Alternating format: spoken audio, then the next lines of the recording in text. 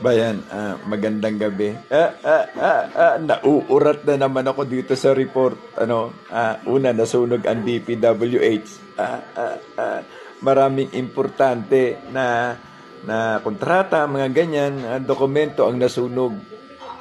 Hindi ba pumasok sa isip nila na pag importante ang dokumento, itinatago yan sa vault?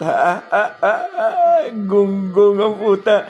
Ngayon, bayan, lalo kang matatawa. Putang ina niya, maiii ka sa tawa. Nasunog ang sinasabi nilang Senate. Marami daw na dokumentong importante ang nasunog. Utang ina, bakit hindi ba ako galing sa Senate? Hindi ba kami galing sa ang sibilyan lang at ang mamamayan ang ginagago ng mga putang inang ito. Ni basura nga kinukolekta after the session. After the activity, nililinis agad yan. At kinukumpiska ang anumang maiwan, papel, ballpen, or papel. It is a delivery automatically. Kunyari, naiwan sa office of the Senate President.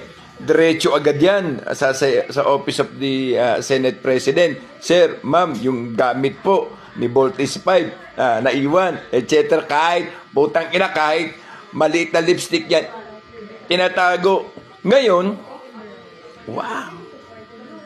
Importanteng dokumento, nasunog.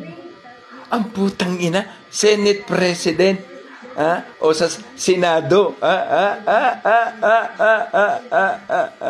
Utang ina ba yan?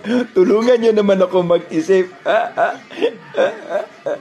Ibig sabihin pala, parang basura pala yung putang ina yan. Session hall dyan. Walang nag-iisip. Putang ina, lalaki ng sahod yung buhake ng inang yan. Wala man lang nakapag-isip sa inyo na pwede man lang ilagay yan sa rep. Tago sa rep yung mga sira. Tang ina nyo. Pinaglululoko nyo ang taong bayan. Sa pag-aakala ninyo na maluloko. Ito yung mga manobra ninyo. Bakit? Malapit na bang imbestigahan mismo ng Senate? Ang Senate? Ano masusunod na masunog? Malacanang?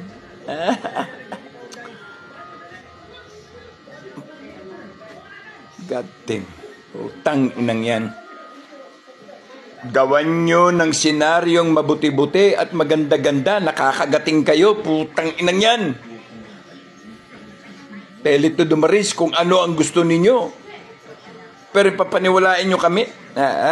Meron daw nasunog mga importante mga dokumento. Gago. Pinagpapaniwalaan ninyo ang sarili ninyo na sa pag-aakala ninyo, maluloko nyo ang taong bayan. Putang inang yan.